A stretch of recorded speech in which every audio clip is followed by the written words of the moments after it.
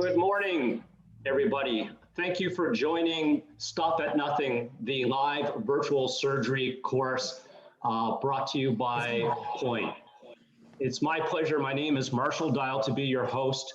I'm speaking from Toronto, Canada, and we have a worldwide audience from Asia, Europe, North America, and many countries in Latin America. This is the fifth and final edition of Stop at Nothing. We're very excited with our group of experts here to help share with you a variety of pearls on how you can raise your surgical skills to be a proficient Phaco chopper. Your host in Mexico City is Dr. Ivo. Most of you have seen him over the last number of weeks. And we have with us Dr. Takashi from Brazil, Dr. Ron from Singapore, Dr. Yamani from Japan, and Dr. Wong from Malaysia. Gentlemen, thank you very much. I know it's very early over there, so we're very pleased to have you. So with that, I'm going to hand you off to Dr. Ivo, and let's have a great session, guys. Hi guys, how are you? Hope you're doing great there. And well, welcome to the last episode. Hope you're doing great. And well, this is an amazing night, amazing guests, amazing friends, actually, and an amazing topic, because we're going to talk about Phaco chop, and we believe that Phaco chop can be very, very important for any cataract surgeon. So why chop takes you to the next level? So we believe the Phaco chop can be very important, especially in countries or continents like Latin America, because when you're faced with a higher cataract or you're facing with a machine you don't know, Phaco chop could help you in many, many ways. The masters here with us are going to tell us. So we believe also, and it's very important, that there is an evolution. That should be an evolution in your technique. Old colleagues can tell you that they evolved during the years, and it's okay to start with a technique like divide and conquer, understand the pedal, understand how everything works in the anterior chamber, then evolve to a stop and chop technique, you groove, and then you start doing chopping, and then you can evolve also to an horizontal or vertical chopping, where you need a lot of skills. We're going to talk about all those skills. So we're here with Dr. Ron. Thank you for being here with us, and he has amazing concepts to share with us. Thank you, Ivo. Thank you for having me. Well, Ron? I think the stop and chop is probably one of the most popular and most straightforward and simple techniques of chopping. And you can see here, you really want to make a good trench and then crack it into half. And later on, I'll show a clip that shows how you can know that you're deep enough. Next, please. And essentially, when you're chopping, there are two main types. One is horizontal, one is vertical. And as you can see in this slide, the horizontal chop basically means you put the chopper out under the rexis to the equator and you draw it towards the phaco tip. And I think the point to make here is that when you're doing a horizontal chop, you don't always need to have vacuum or impale the nucleus. You can just push against the two instruments. You don't need vacuum, as distinct from, say, the vertical chop, which we'll see in the next slide. When you're doing a vertical chop, you see you're chopping right towards the optic nerve in a vertical direction. For this, having grip at the phaco tip is absolutely crucial. If you don't have grip, no chop. Next. Takashi. Hi, everybody. It's Takashi from Brazil. Thank you very much for the invitation. So, as Ron said, very important is the steps. Is learning Phaco chop hard? Of course, it's hard. Not if you know what to train and why. So we're talking about pedal control and chopper dexterity. Next, please. So when should I use the Phaco chop? In brunescent nucleus, shallow anterior chamber, weak zonals, small pupils, wide cataract, a Fuchs dystrophy. There are other situations, but like I said, do your steps slowly so you can finish the surgery faster. Next, please. Next, please. Okay, Dr. Wong. hi, I'm Dr. Wong from Malaysia. Now, what is the advantage of doing Phaco chop? All right, so we are talking about this episode about Phaco chop. Well, there is a research that I want to share with you that show that what is the advantage of Phaco chop over the more so-called popular divide and conquer technique is that the measurements shows that we use less ultrasound and therefore the less cumulative energy, and also other fluidics advantage such as less balanced salt solution when we use Phaco chop, especially in the higher density cataract group. Next video, please. I show you the results. Okay, for example, we can see that Phaco chop is more efficient in reducing the ultrasound time, and also that translates into less collateral damage, such as reduced percentage of endothelial cell loss. Next. Next, please. However, despite the advantage, especially in the harder nucleus, this is still not fairly widely utilized. There was a survey back in March 5th and shows that in the ASCRS survey that majority of Phaco surgeons still use divide and conquer as a technique, whereas Phaco chop or stop and chop probably is still in the minority. So here we want to teach you some of the technique how to convert from divide and conquer into Phaco chop or stop and chop if you are happy and you are decided that there's advantage in this technique. Next, please. So only about 19% of all surveyed surgeons use Phaco chop as a primary technique. Next.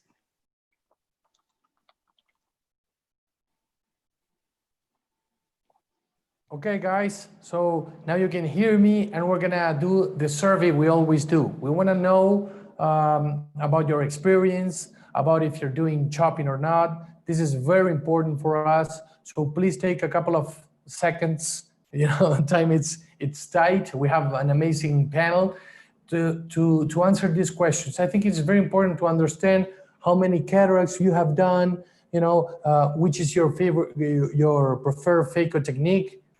And show me the other questions. How complicated you think Phaco chop is to master?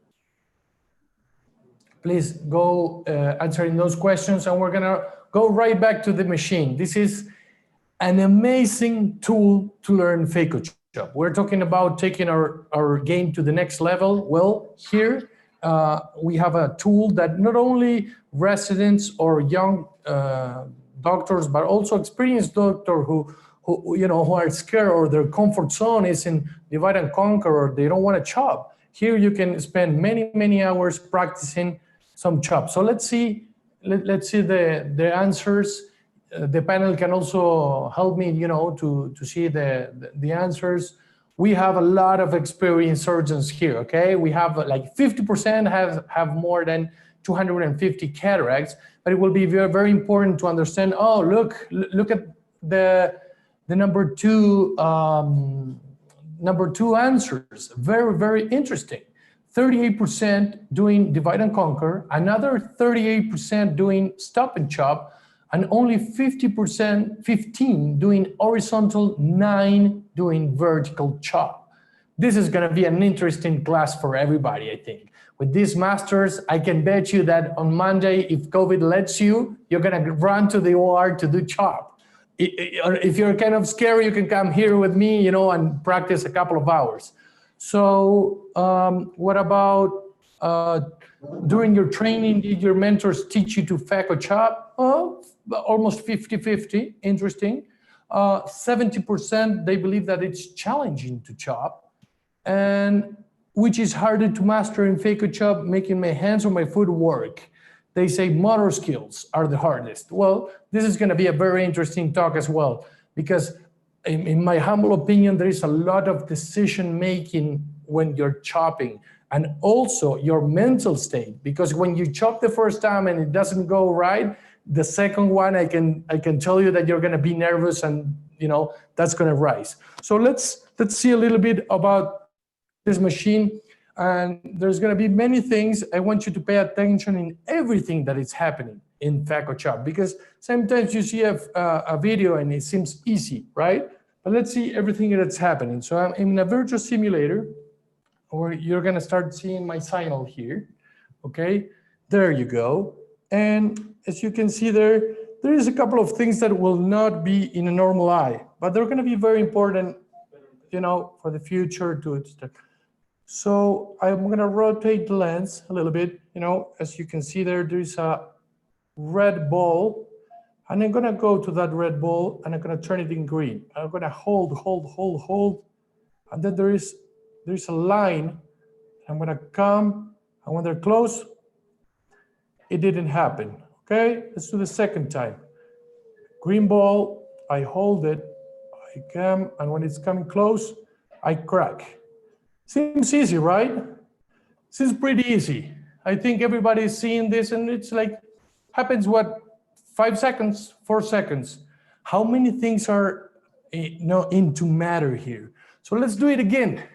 Probably I do some mistakes, or Dr. Yeo from there, is gonna have a bad time and see what is this guy doing. Let's take the same lens. Okay, let's go in.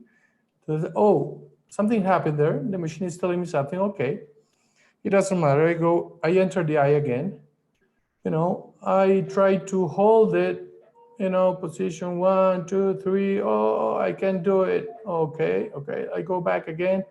Oh, this is hard, right? This is not easy anymore. Okay, let's go. Let's grab it. Okay, I have it in green. Oh, great. I have it. Oh, what's happening now? Oh, okay. No. This is not right.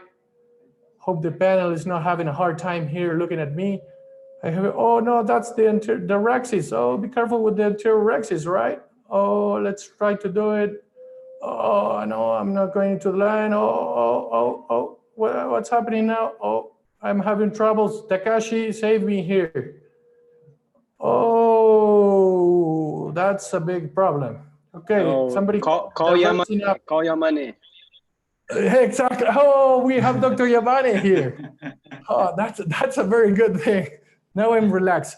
So there's many things happening here, and what we're going to do in this hour and a half is to deconstruct this task into simpler things. We're going to train those things. Your brain is going to know what to do in these things, and it's going to be amazing. This is going to be a game changer. So we didn't talk about it, but it's working perfectly. We have people in Spanish and in Portuguese translated in the same time. We're so happy. This is technology. It's amazing. So, we can be in Latin America, in English to almost all the world, and also in Portuguese to Brazil. We're going to see some videos now. We're going to see amazing videos. So pay attention, and we're going to come back here to deconstruct this task. But first, let's hear the masters. Dr. Yeo, please. Thank you very much, Ivo. And what Ivo just showed us very important. He was really showing us Phaco chop, or direct chop, and showing a horizontal chop. And it's very important to make that distinction. And where he said he was getting into difficulty, he wasn't. He was just showing it's because there wasn't a groove, there wasn't a tunnel and a trench there, which is why stop and chop is in many ways a better starting technique. So thank you again for having me. Next slide, please. So I'm going to concentrate mainly on stop and chop, which I think for the beginner is really the best technique. So if you look here, we're going to do the groove. Now, most beginners worry about how do I know I am deep enough with my grooving. You look at that, you can't tell. This is where live OCT comes in. You can see with the live OCT on the right-hand side, you can see that the groove has barely touched the nucleus at the top picture. And then you need to go deeper. And then I'm going to go deeper again, and you can see that the groove at the top is now twice the height of where it was before. And we're getting near the point where the groove is deep enough for us to crack this nucleus into half. And you can see on the left, when you have a tunnel, a groove like that, you have space to work in.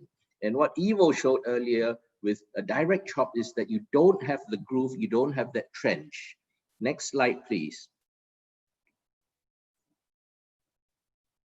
Next slide, you can just go straight to the next slide. Okay, and here is a still image of really a perfect, the previous one, please, the perfect architecture, which is a long, deep groove, and then you can see the architecture on the top, long and deep, and from the side that the tunnel has been complete. Next slide. And then when you've got this architecture, and you crack the nucleus into half, you can see that the crack on the right side extends right down through the nucleus, completely separating. Next slide. So once you've cracked it into half, here I'm going to show vertical and horizontal chop. Impale, and my chopper is going to impale straight down immediately in front of the phaco tip, and then push apart. That's a vertical chop. Let's look at it again. Oh, your video is going too fast. Didn't show very well, but I think you could see. Now here's the horizontal chop at the end. So basically with vertical chop, you're pointing the chopper down at the optic nerve. And with horizontal chop, you're bringing the two instruments together. Next slide, please. So that's vertical and horizontal chop, which are very important. Now, why I actually like vertical chop much more is that if you've got a small pupil or a small CCC, you're not going to hit the anterior capsulorhexis rim. But to do vertical chop properly, you need to have good grip.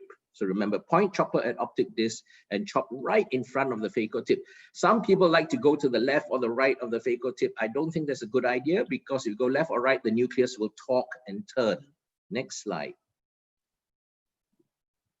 Okay, what about horizontal? Look at this clip. Okay, this is a horizontal chop that when you do a little space there, as what Dr. Ivo did earlier, once you've got the space, you can impale, and you see the chopper goes out under the rhexis to the periphery and draws the two instruments together, and that's a horizontal chop. So I reserve the horizontal chop for these very much denser nuclei because it cleaves the nucleus better. Next.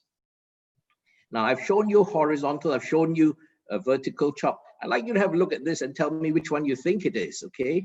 So here the phaco tip impales the nucleus, and watch where the chopper goes. It goes in between the phaco tip and the equator. That is what I call a hybrid chop. Once you've learned how to do a horizontal and a vertical, you can actually blend the two techniques together and create this sort of oblique chop called the hybrid chop. Next slide.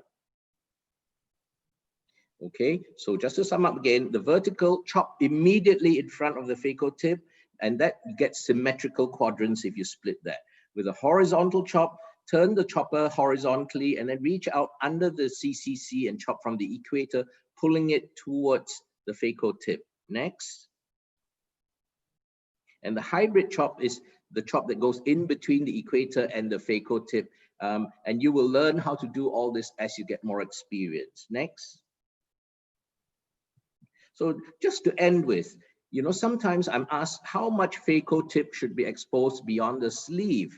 Just remember, if you have too little exposed, you cannot grip. If you have too much phaco tip exposed, your infusion holes in the sleeve are occluded by the tunnel. And in practice, about 1 millimeter showing plus the bevel is right. Next slide, and my last video clip. Okay, here you can see a case where I'm attempting to grip that nucleus. And when I grip it and chop it, you can see that I lose grip. And here's the chop going. I'm pushing down. And as I push down, you can see that the nucleus has come off the phaco tip. Watch the sleeve. You see it's overriding the bevel. So if your sleeve is right at the tip and overrides the bevel, you will not get good grip and you cannot do a vertical chop. So just remember, show maybe the bevel and about 1 millimeter of phaco tip and you'll be good to go. Next slide. So thank you very much for that. That's stop and chop and the vertical chop. You have a chop that is like nor neither nor there, like the cataracts, right? Yeah, At Anubri. I love that. Takashi, so happy to have you here, my friend. Hi, thank you very much for the invitation. Where I think the first concept we're talking about is a little bit different. In Brazil, we say vertical chop as a quick chop. and horizontal chop as Phaco chop. But I think the wrong concept is more correct. So here, we show the nucleus. You can share the nucleus contains the fiber structure characterized by anterior and posterior Y-shaped structure. So this fiber structure is the basis of the Phaco chop technique, in which horizontal ripping force is used. So some fibers structure can also be used to divide the nucleus using the vertical ripping force, which the ripping force is applied from directly above the center using the advanced Phaco emulsification system. So the chopper needs to get deeper insertion into the nucleus. Look at the technique itself, right? The most important thing is to remember in the angle between the micro tip and the central divider should be approximately 90 degrees or less. So first press the micro tip toward the central of the nucleus. The tip of the central divider is pressed to the left from the micro tip. At this point, unlike the Phaco chop, the instrument may not drawing to the front from the contralateral position. So the next micro tip is moved to the right, so the shaft of the handpiece rotates for itself. So you can see on the video, at the same time, the central divider move directly to the left. And usually you can use this technique in a hard nucleus. As you can see here, vertical chop in soft nucleus as well. So like I said, the concepts, right? And in Latin America probably is a little bit different, because even in the books, on Brazilian books, they say vertical chop as squid chop, right? Now the horizontal chop, let's compare the advantage of vertical chop over the horizontal chop. So you can see here the fiber structure, the basis of the ripping forces used for chopping. And here you can see the horizontal chop, and the vertical chop allows the ultrasound tip have more deeply into the nucleus compared to the horizontal chop. But that means that even hard nuclear with highly viscous bottom can be divided more easily. So the vertical chop, the distance between the date in the ultrasound tip and the chopper is shorter than the horizontal chop, which always is a greater force to be applied to the nucleus, not rotate easily. So a stronger ripping force could be applied safely, makes more simply to divide hard nuclei, better technique for difficult cases, small capsule axis, shallow anterior chamber, small pupil, and without stressing on zonal. Thank you very much. Thank you so much, Takashi. Amazing video. So good to teach. And then, well, it's an honor again to have Jean Yamane with us. It's already a good friend of us, always, giving amazing lectures. And I wanted to put this picture because he was trained by Dr. Nagahara. So I think that introduces him, right? Jean, so happy to have you here. Thank you for the invitation. So I'm sorry, but my video is just my usual video and not so educational slides like Takashi and Lon. And the previous picture is Dr. Nagahara's original one of who developing the fake chop technique. This is my normal case, but grade 2.5 or grade 3 case. I usually perform a horizontal chop that sometimes I combine with a vertical chop. I think the most important point to success fake chop technique is an hydrodissection. If the nucleus don't rotate, it's very hard to complete fake chop technique.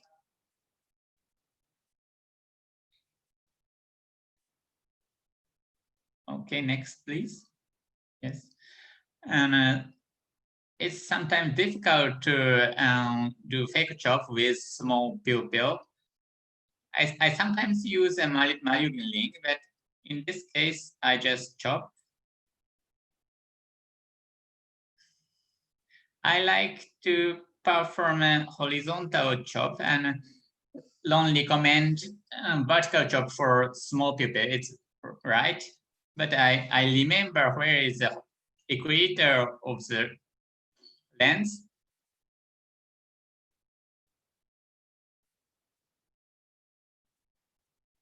And sometimes the nucleus is harder in the posterior part. So sometimes I couldn't divide with chopping. So I sometimes combined divide and conquer, and I make groove if I miss to divide with chopping.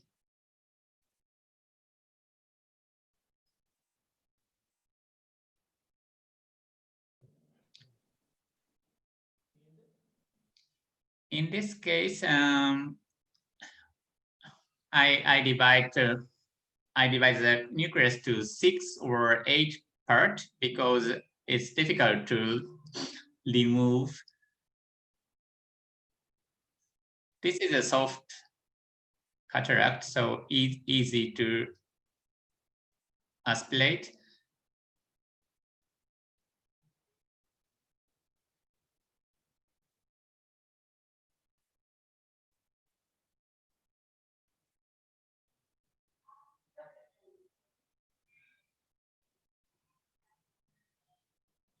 Nothing but an easy case. This is my usual surgery. Thank you. Amazing, Gene. Thank you so much to share those videos with us. We're going to have a lot of tips from you. And this is an amazing case from a very good friend from Buenos Aires, Argentina, a great surgeon, Dr. Ariel Blanco. We're going to put it in, for a matter of time, a little fast for you to see how he does this amazing vertical chop. And you can see there, that it's a very, very hard cataract, and the iris is behaving with a lot of contractions. It's not an easy case, but you can see how much he's gonna save of ultrasound, and he's doing it slowly, in a very controlled way. But look at that. Look at how he understands the correct position, the correct strength, and it's an amazing. Look at that cataract. Man, imagine if you need to do a sculpt there, or you need to do another technique. Imagine the amount of ultrasound you need to do. And if you divide this cataract in many, many different parts, then it's much easier to extract it from the eye, right? So it's an amazing case. I wanted you also to know that there is many good surgeons here in Latin America doing vertical chop. And yes, maybe there's a learning curve, and maybe it's not easy, but we can achieve that with a lot of training. So right now we're going to go to slides again.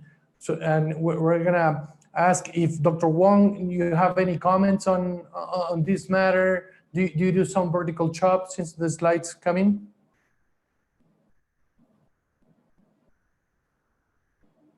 No, you're mute, doctor. We can hear you. Okay, what I want to tell beginners who are shifting from divide and conquer to chop is that perhaps you may start with a horizontal chop first, is easier. And what I normally recommend is that you start to create some space, all right, something like stop and chop, either a shallow bowl or a groove in the middle, so that it's easier for you to manipulate your fragments, all right? So if unless you are very familiar, then you can go straight into those vertical chop or some of the more advanced user. So I think creating some space in the middle of the nucleus by initial few grooving would probably make it easier. Great, great. And then we're gonna go, every time we come back to this same concept, people that see us, maybe they're tired of it, but I can't get tired of it, about about artificially separating surgery in three most important things. There is a motor skills, very important, involved in chopping. Yes, you need to, correct hand position, and, movements are very slight, but there is also a very important cognitive component into this, into decision making on steroids. What's happening? How the nucleus is behaving? Is the strength? Is it correct? Is it too much? Is the sonula suffering from my movements? But I think those two components in this one, they're based in the mental component. Because, for example, for me, I have to be honest. I try to chop one time. I do it a second time. If I don't get it in the second time, I'm getting nervous, and my decision making is not the most important one. Next slide, please. And then again, we can have a solution for everyone. We can have specific motor skills training programs, and we have it with the simulator. We can have an algorithm for what's happening. Okay, the cataracts is too hard. What should I do with the strength? And in the mental one, every single surgeon can be mentally prepared to face stress, and to face also, that things don't go well. In the cognitive area, I think you need to have a correct surgical judgment. Safety is always first, correct decision-making and problem solving, and always be aware of what's happening. In the mental skills, we love this flow state concept about being in a peak performance state. This means that you train yourself, but in the moment in surgery, you're in a peak performance state. Okay, you're giving the best you want. And in the sarcomotor skills, well, we're gonna train them a lot right now with the simulator. We need to know how we learn motor skills, how we can have amazing feedback, and most of all, deliberate practice. And this means is that we do know how to practice to master Phaco chop fast. Okay, so right now let's show a little bit of what we can do with this machine. And well, one of the most important things in the beginning is always, right, ergonomic, guys. We're gonna do a lot of surgery. We love surgery. So if we're doing surgery like this, we're gonna have problems on our back.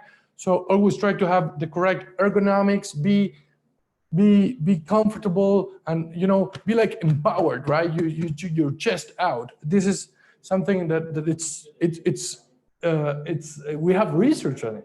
Okay, so listening to what's coming out with the simulator, we said it was easy in the beginning. Then I did so many mistakes. Gene was preparing the retractor there, and let's see what we can have in the simulator. Let's deconstruct this task. You saw it at the beginning. Please watch again. So right here, you're gonna see half of the nucleus. That's good to learn, right? Why should we have the entire nucleus? Let's have half, because you can manipulate it better. You can see there that you have the three, the irrigation, aspiration, and ultrasound. Always enter to the anterior chamber in position 1. If you go in position 0, you're gonna have problems. Learn to rotate the nucleus so the sonula doesn't suffer. And that red ball is talking about this amazing concept many of the masters were talking about the holding, right? So you go in, you get close. You go in position 2, look at the vacuum rising. Then you do a little bit of 3 to get in the middle, and then you go to 2 again, and you are holding it. When you're holding it, the ball is green. And then you lock that in your brain, because then you miss it, and you go with your second hand in a perfect line that will turn from red to green. And when you get close, you separate, puck, okay? So again, how many things are happening here? Correct hand position, correct holding of the nucleus with one hand, the correct movement with the left hand, and seeing what's happening with that nucleus. Let's go again, and I want you to pay attention into a third structure. There is a third structure that will appear that if it turns red, it means that you're pulling up or down. And guess what? The sonula is holding everything. So if you're moving around, we're gonna have problems, okay, guys? So let's go back. Let's end the task, and this is the best part. We can do it again and again and again, right? There's no patient here. There's no post-op to see tomorrow. and we're deconstructing the task in something very, very simple. So you can start step by step. Let's go back, position 1. You guys want me to send another nucleus to Yamane? I can, eh? What do you think, Takashi?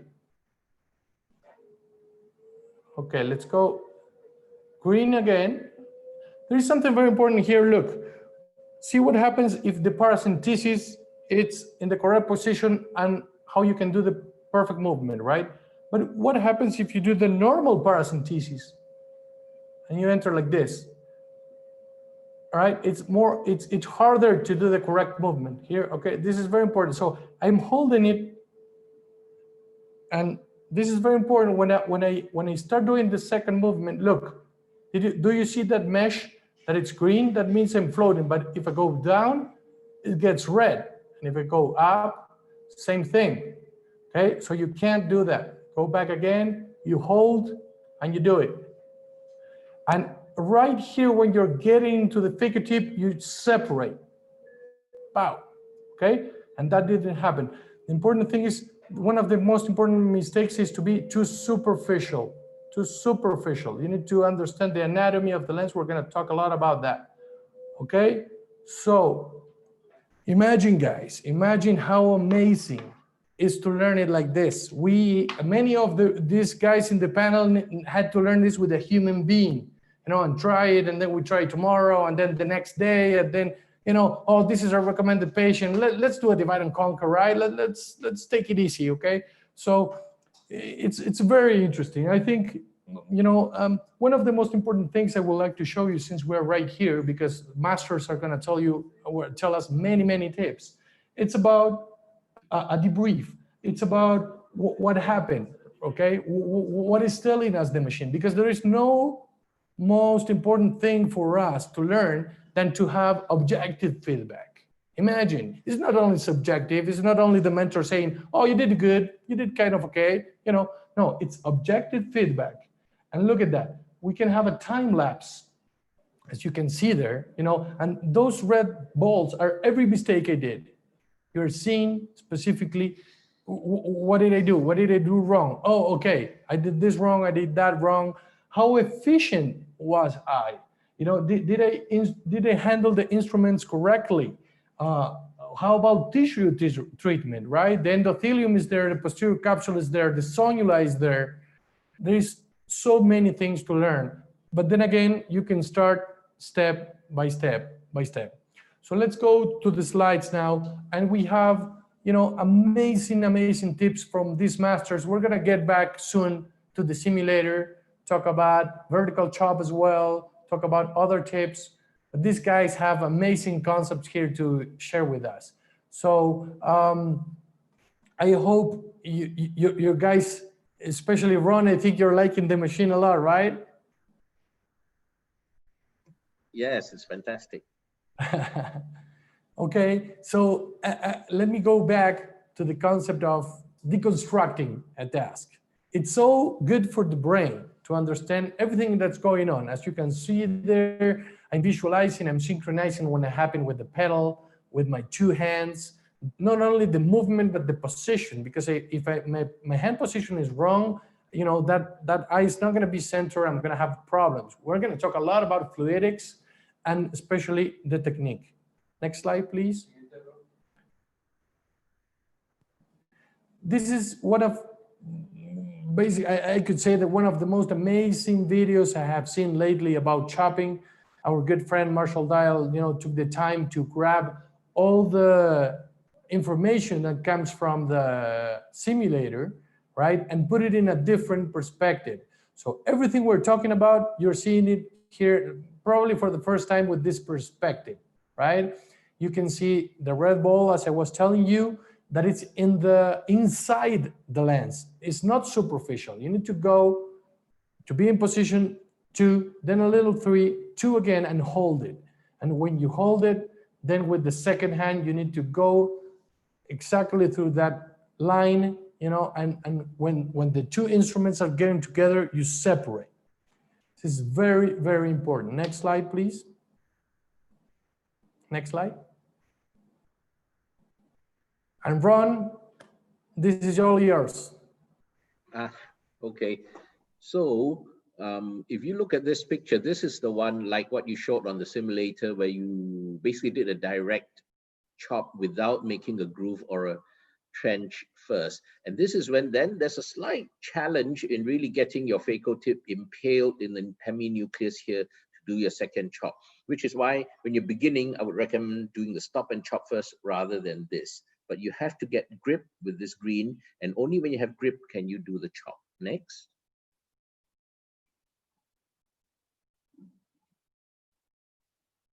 So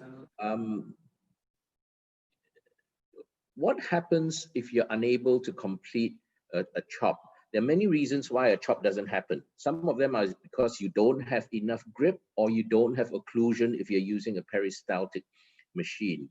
And of course, when he's talking about mental skill, what he means is that when you're beginning, you're sometimes fearful of putting the chopper at the equator. And that's the challenge for beginners, which is why I think actually, although horizontal chop is more efficient, the vertical chop is less scary, because with the vertical chop, you're chopping here. With a horizontal chop, you've got to go out to the equator. So I think you have to experiment with yourself and go to the simulators, try and see which technique works better for you. Next.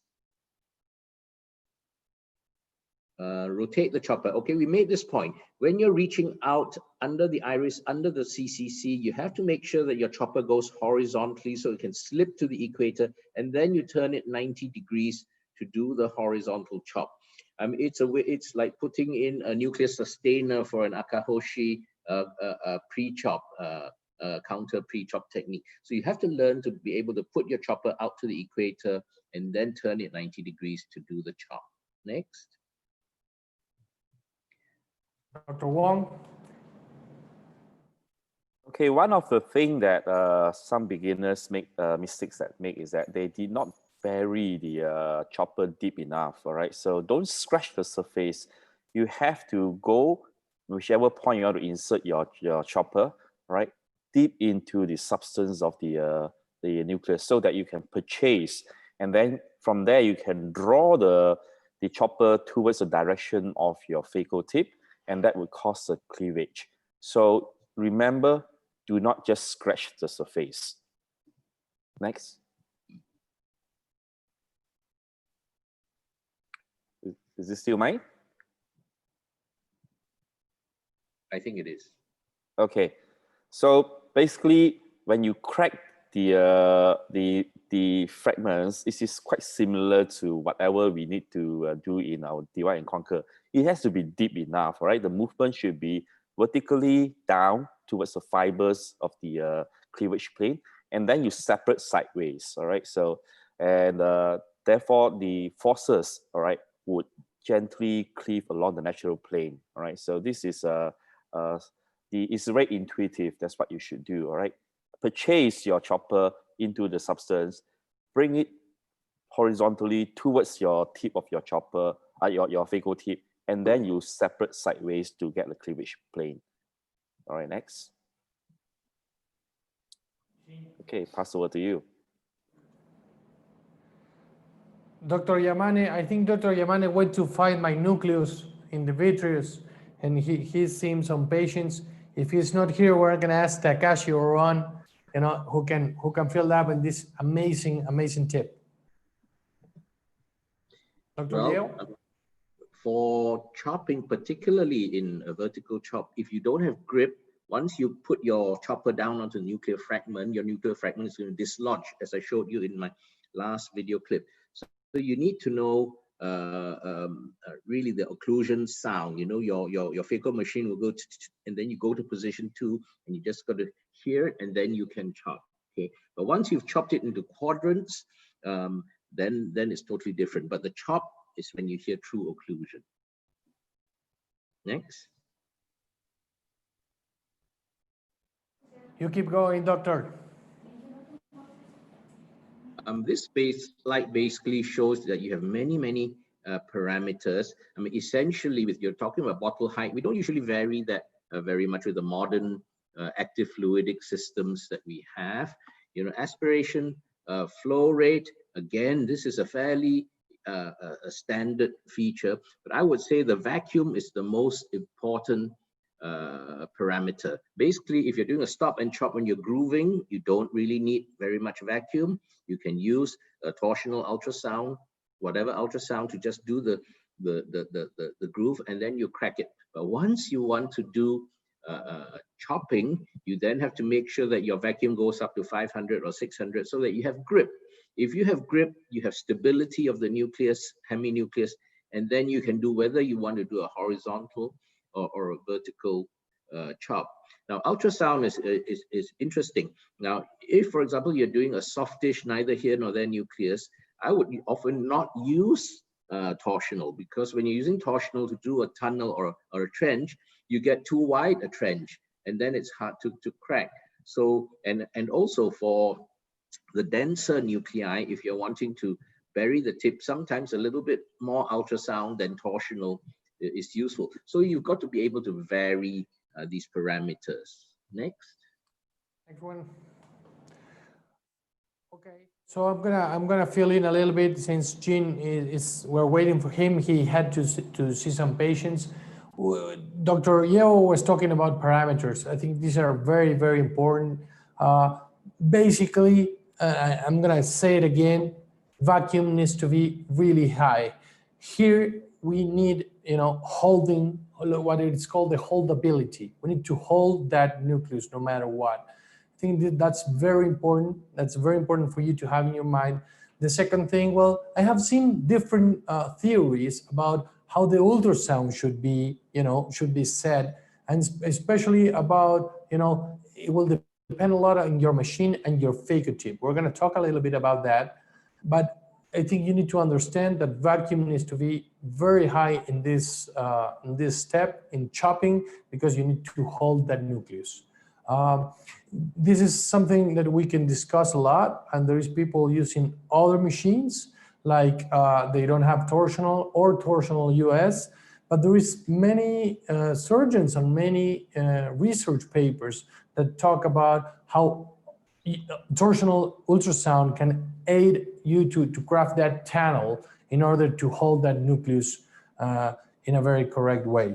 Takashi, are you there? I want you to say a couple of tips that they're amazing. We lost Takashi and Shin. No, I'm here. Yeah. Okay. So, one of the tips I was talking about is about the neurological speed of information, right? So everybody was talking about what you hear is faster than sensitivity of your fingers and your vision.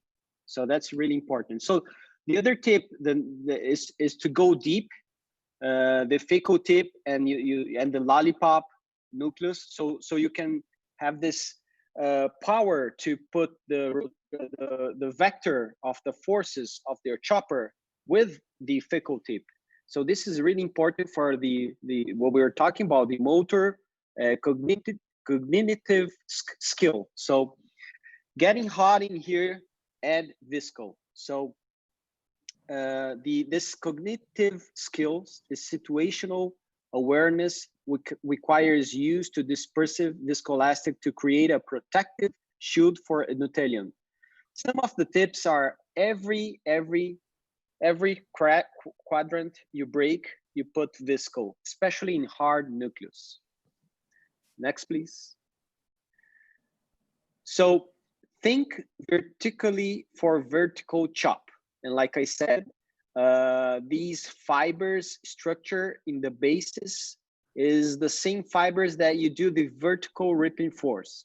So the vertical chopper upon impaling nucleus is discretely moves posteriorly. So the Phaco tip once while when you barrel into the mid nucleus move anteriorly. So this forces of the ripping force is added with the right vertical axis.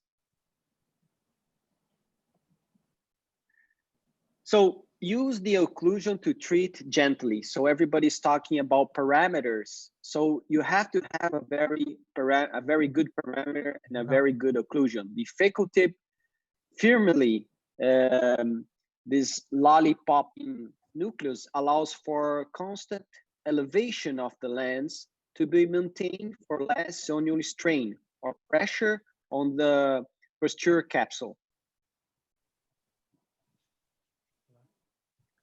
So this is really important because we have lots of kinds of tips, micro tips, balance tip, bevel down, bevel up, 46. So you must pick your tip wisely. So this is an example of 60 and 45 degrees bevel tips is easier to enter wound and scope more efficiently. And 30 and 45 degrees bevel tips most common for optimizing phaco chop. And 0 and 15 degree tips good for occlusion. A strong occlusion with a good boring into mid nucleus. So that's really important to have the micro tip. Amazing, Takashi, amazing. So many great tips. We're gonna start doing a lot of virtual surgery now. I would like to ask Dr. Wong, in your opinion, which are the fundamental steps in order to learn? Somebody comes and said, okay, I'm a decent cataract surgeon. I want to do phaco chop. In your opinion, what are those specific steps? I think fundamentally, we go back to basic. When we want to remove a cataract, what is the principle? The principle is that we want to safely remove the whole content of nucleus with the least amount of energy and collateral damage to all the surrounding structures such as the endothelium and the capsule integrity. So to me, the fundamental thing is that you have to, there's no shortcut. Every step is very important. Good wound construction, a very round and continuous praxis. And what I always tell my residents is that you must do a good hydrodissection. You make sure the nucleus is free to rotate. If you are not able to rotate, it's very difficult. So basically make a good hydrodissection. And then lastly, if you are able to do all these three, then the rest are just a technique of how to do the chop. So to me, again, if you are a new user, a stop and chop technique is good because, like I say, it creates some space in the middle of the nucleus, all right? Either through a shallow bowl or a central groove so that you can divide the part of it first and then do your small little fragment quadrant removal. So this is my tip to you. Amazing. So let's go back to virtual surgery. Let's go back. This was amazing, right? We saw how you do it right, all the mistakes you can do. We saw amazing videos from these amazing masters. We deconstructed the task. We showed you about 13 tips, and let's go back again to virtual surgery. And this is, again, remember everything that's happening. I'm gonna be synchronizing my right foot, my left foot with the microscope. I'm gonna be with the correct ergonomics, correct hand position, and there's gonna be a red ball in the lens. When it turns green, means that I'm holding correctly.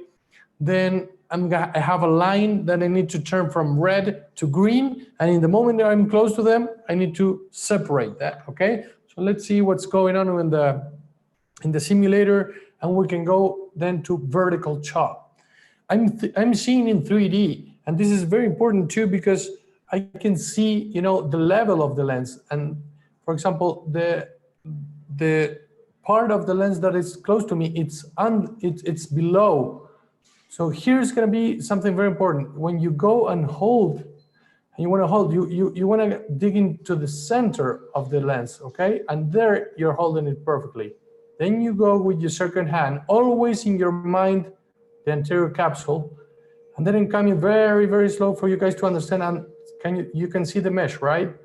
And then when I'm right here, I separate. Okay, I go to the sides in the moment, and that's very important in order to crack it. Again, guys, one of the most important mistakes, it's not a mistake, it's something that will not allow you to do the correct chopping, is that you're gonna be very superficial like this. You go and you get scared, you're thinking about the second hand, and you are superficial, so it's a no-go, okay? So you go back, and when you're getting closer to the phaco tip, you go deep, and then you to the sides, you crack.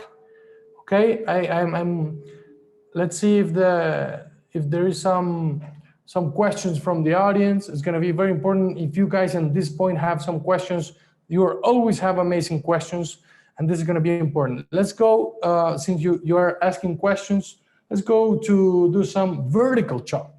We saw Dr. Blanco doing amazing vertical chop, Ron also doing amazing vertical chop. Vertical chop could be very, very important for you guys. So we can also train vertical chop, as you can see there, completely different second instrument.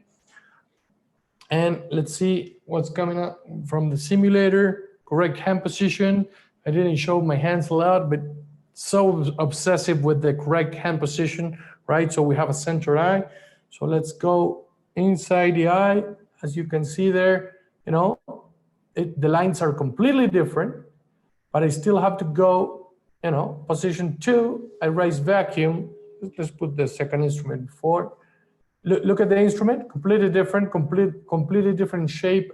In order to do vertical chop, you need to be careful when you enter the eye with this instrument. So you raise the vacuum, a little 3, you hold it, and then you go directly there and you separate. It didn't happen. Look at this, also a mesh, right? There's also a mesh in order for you, because in vertical chop, you can, if you're not in the correct level, you can damage the zone. You have position 2, position 3, you enter and you separate, okay? And you rotate, and look at that. Imagine how much ultrasound you can save doing vertical chop. But I really, you know, Dr. Yeo always amazes me, and today with the hybrid chopping, oh my God, I'm gonna dream about that. What do you think, Ron? What do you think about how we can deconstruct vertical chop in order to learn it faster? You know, I would say that the vertical chop actually is a lot easier to do than the horizontal chop. It's a lot less scary. You don't have to reach out under that capsulorhexis.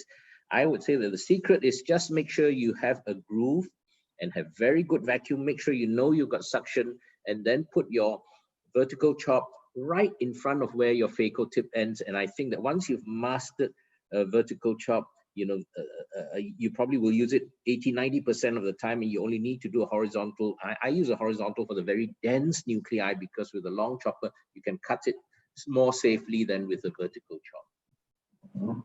Okay, what do you think, Takashi? Do you like vertical chop? Yes, I think vertical chop is very challenging to people that are starting, but I always encourage everybody to do all the techniques, learn your best one, and the most secure and safe technique is the one that you should choose. Great. So, you know, we can do a little more of virtual surgery. Marshall, what do you think? How many questions do we have from the audience? We're doing great in time here. Yeah. But I would love to interact a lot with the people. Well, listen, there's a couple of timely questions. No, you're mute. Can you hear me? Yes. Okay, there's a couple of very good questions that I think fit very well with our experts' comments. So, Ron, you were talking about vertical chop being less scary, and someone wants to know, help me understand the true risk factor with my horizontal chopper when it descends over the edge and I can no longer see it. How much risk do I have of tearing the capsule? Well, as always, it depends on how experienced you are. You know, if you haven't done 100, 200 horizontal chops, the first few you do, you're going in blind. As Ivo mentioned, you have to watch out for the anterior capsulorhexis rim, which you normally can't see unless it's stained with trypan blue, and we don't do that routinely. So when you're putting your chopper in horizontally, you have to make sure you don't snag it. And I've seen so many anterior capsular rims chopped by horizontal chops. So that is the risk. And I'd like to just bring up what Ivo mentioned just now about not being too superficial when you're gripping the heminucleus. Because if you're too superficial, you're gripping epinucleus. And with epinucleus, you have no occlusion, you have no grip, you have no chop. Okay, so I tell my residents, The aim for your phaco tip should be mid-levels, always mid-levels where you're in the heart of the nucleus, where you have grip. Then you can do horizontal, vertical, or a hybrid chop. But trust me, a vertical chop is much less heart attack inducing when you're starting your chop career. Great. So speaking to the idea of vertical chop, someone wants to know if they don't do the most elegant tunnel with their vertical chop approach, are they going to be able to maintain the occlusion and effectively complete the chop? That's another great question. In fact, if you look at the one that Ariel Blanco showed earlier on where he was doing his chop, he didn't do a trench. So the trench is not essential if you're an expert, okay? So what I do with the dense ones is I do a little hole in the middle of the nucleus, just 2 or 3 little phaco bits to create a space, a wall that I can bury my tip in. So if you don't do a trench, you make a little hole, that will do. So it will work just as well. But I would say that for most of us beginning your phaco chop journey, do a trench, crack it into half. You have space and you can move the nucleus around much more easily. Great point. Very interesting. There's one here in Spanish, Marshall, very quick, that they're asking if only you can do vertical chop if you have the nucleus divided in 2. And no, there's people like Dr. Blanco who were showing, and you can start with vertical chop since the beginning. And also, but you've got to be very skillful. You've got to be very skillful to do that at the beginning. I agree. That's true. That's true. Because, you know, the sonula can, I mean, that's like the last step, right? The last Exactly. Yeah. I have to tell a quick story. You know, there's one of the amazing friends that teach me cataract for the first time is here from Chile. I haven't heard from her in a long time, and she's saying hi in the chat. Mireya Montesinos. I like to say hi to her. Sorry, keep going, Marshall. Question about instrument selection. So, Marin wants to understand if you have a preferred horizontal chopper or vertical chopper that you experts would share as a constructive recommendation. Yes. I would just say for vertical, you can use anything. That narrows it down. Talk about that, Ron. That's a very good concept. You know, I use many different choppers, but for the vertical, if you think about it, you're just putting your instrument straight in. And normally I use something called a splitter. You can actually, some people even use a Sinskey hook. You can use a nucleus sustainer. You can use a mushroom. Basically anything that allows you to go downwards, it's fine. The length is not critical. But when you're doing a horizontal chop through a dense nucleus, then I do like to have a proper Nagahara style chopper with a longer tip and perhaps with a sharp cutting edge. But for a vertical chop, really, seriously, almost anything will work. Okay. A practical question on fluidics. Is there a standard Phaco setting set that you would recommend for a surgeon new to Phaco chop? Takashi? Yeah, first of all, I agree off everything Ron was talking about. I think Ivo chose very well the speakers here. I see that Dr. Wong is a retina surgeon and Shinyamani as well. So anything complication happens, we have a very two retina surgeons here, right? Well, I think I use Signature Pro and the Centurion, and they have different settings. One, well, for the Alcon machines, I use a mix of ultrasound, longitudinal and torsional for helping the first occlusion, because the first occlusion holds you to have a very stability to do the first chop, you know. So probably I would make a very high vacuum, and you must provoke the first occlusion. So if you put torsional and you put if you put always the pure torsional with the IP, probably it will make more difficult for occlusion. Sometimes it can disocclude with IP, with the intelligent Phaco.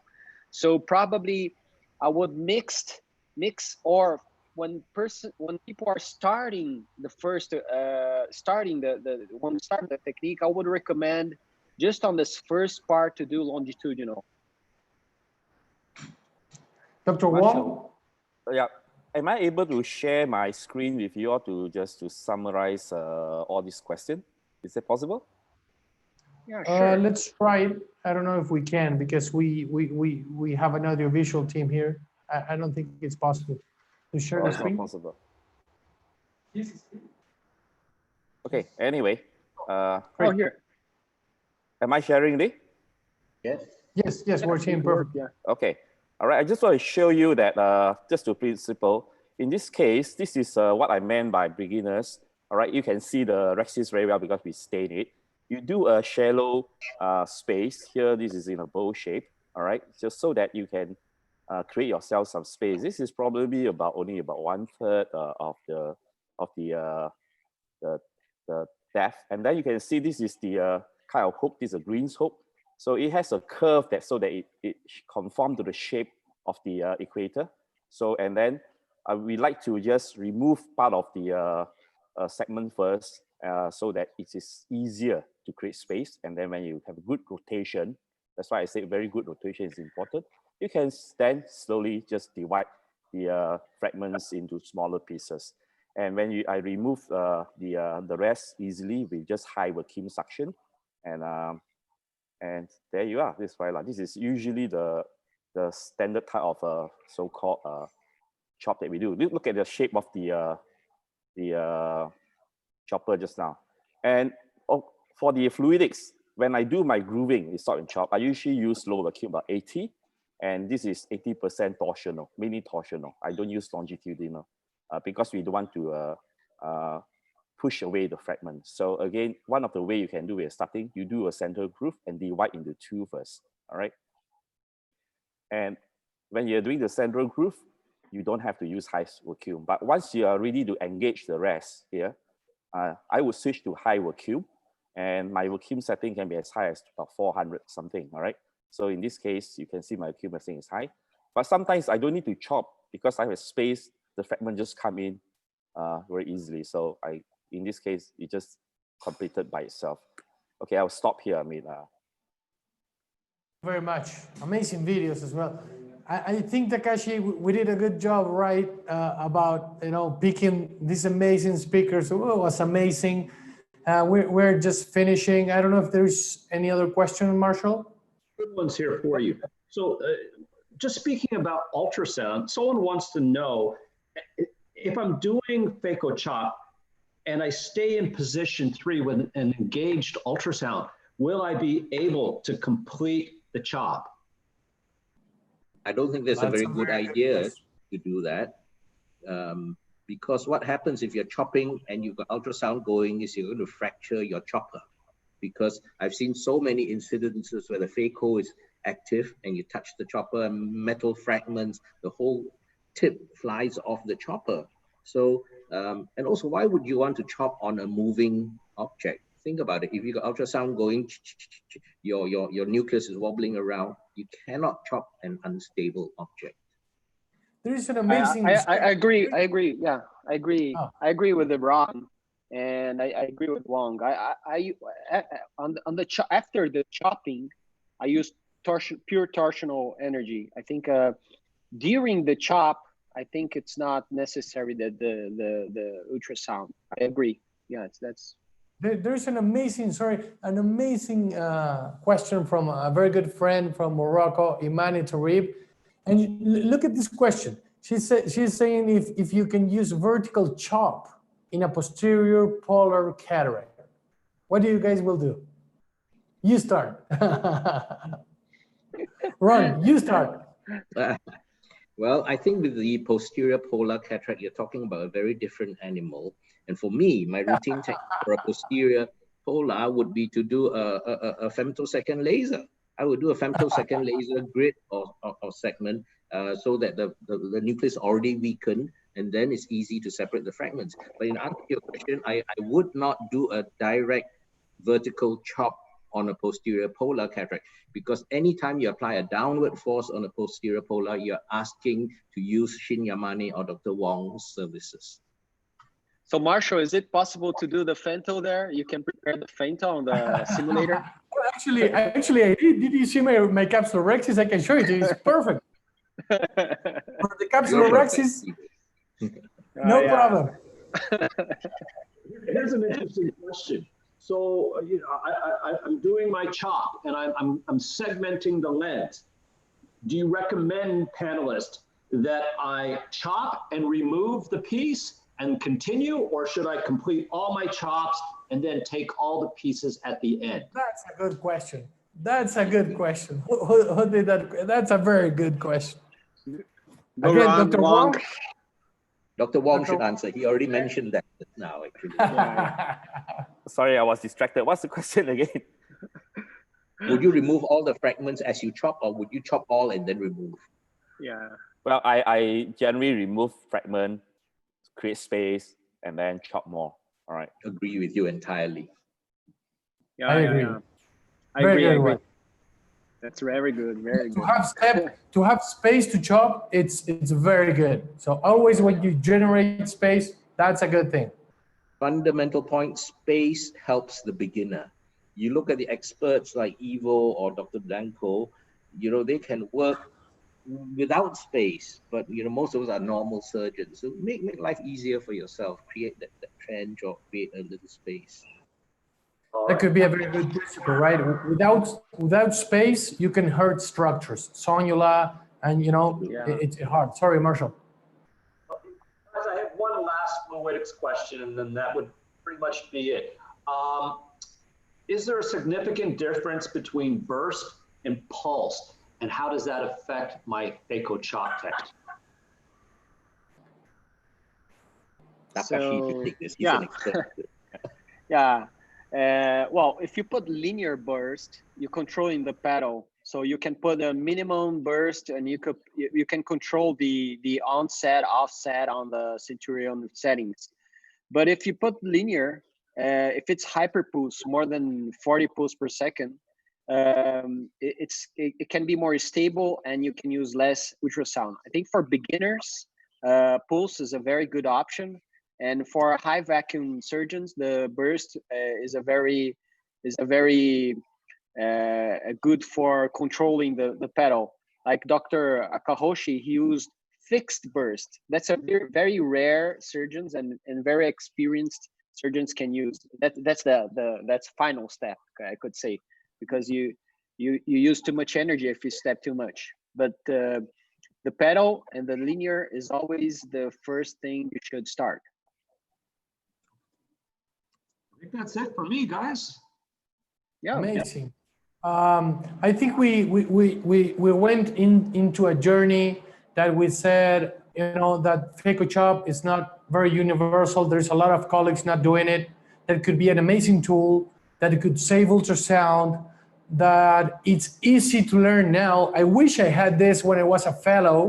You know, I struggled so much. I have to be honest. I didn't have this machine. I struggled so much learning, and I can ensure this is going to be out there for you, and you can come back and see it 100 times if you want. This is the good thing about technology and about video. And you know, I'm so happy. I'm so emotional about this. You know, to have these amazing surgeons from all over the world talking in English. This is being in Spanish, in Portuguese. Jesus Christ, no, this is amazing. I would love just final words from Takashi, Ron. It's always the third time we have Ron here. It's amazing to have you. Dr. Wong, the first time. I hope we have many times. Yamane, we lost him. He's doing some surgery there, but, you know, and then also we have Jorge Hernandez, you know, in real time doing it in Spanish, Antonio Mota doing it in Portuguese. This is a community. I'm so happy for this. So Takashi, if you can start with a few words. Yeah, everybody, thank you very much for the collaboration. I learned here today. I agree, I learned very much. Marshall, Ivo, everybody is really impressive. I think we almost had a Chinese translation, almost. So it's a really impressive. We have Spanish and Portuguese and almost Chinese. Thank you very much. Incredible. Nice work. Congratulations. Felicitaciones. This is a teamwork, right? You are in the team too, man. Ron, so happy to have you here again. Well, first of all, thank you very much to Ivo, Marshall, and your entire team for a fantastic program. Obrigado. And what I would say, you know, for I think most of the delegates who've tuned in is you want to learn how do you become like an Ivo or like Dr. Blanco or like Dr. Takashi. I would say strongly, try and find a mentor like these gentlemen, you know. Have somebody sit with you the first few times. I tell you, the first 5-10 cases, if somebody sits with you and points out your problems or your challenges, that will save you 1,000 eyes. And I think that if you don't have access to them, email myself, any of these people here, and we're going to be happy to look at your videos. My fellows who train with me, they go back to their countries. I get emails and messages and videos from them every day. What should we do? What should we do? So that's what you want to do. Develop a mentor who's going to help you and guide you through your learning stages. Thank you so much again. Dr. Wong. I agree fully with Ron. Anyway, thank you for having me here. I always invite advanced trainee to say that come into my surgery, watch how I operate, because by doing it, having a mentor to show you how a real case is done, it is so much better than looking at instructional slides, etc. So don't be shy. I mean, those who are in Malaysia and around, if you're passing through, I have people passing through, they come into my OR and then we go through certain cases with them as an observer. Thank you. I think there's no shortcut to spending time. That's the other thing, if I can add in again. One challenge we have is some of my young fellows and residents want a lifestyle career. You know, in our days, JS, we would go in with our consultants morning, night, evening. Anytime the boss is operating, I would sit there and watch. But today they want to go home and, you know, Google or whatever. True. I mean, don't know at the time, that problem in South America. But when I was training my people. Thank you so much for this. This is the end of the first series. We have been working so much for this to happen. You cannot imagine, with Marshall, with an amazing team here with audiovisual, you know, amazing guys trying to everything to work. You, the guest, also working very hard for this. I am so happy. I want to thank everybody, and let's hope we can meet soon, okay? Ivo, I just want to say congratulations to you particularly. Very few people have the drive and energy that you have had to teach all these people in and around the world, really these basic techniques, which sometimes are ignored and forgotten. So my hat's off to you, and thank you so much for your service to community. I agree. Thank you so much, Ron. That means a lot. Thank you so much. So hope to have you. Okay, have a guys. good weekend, everyone. Okay, bye-bye. Okay, bye, guys. Bye-bye.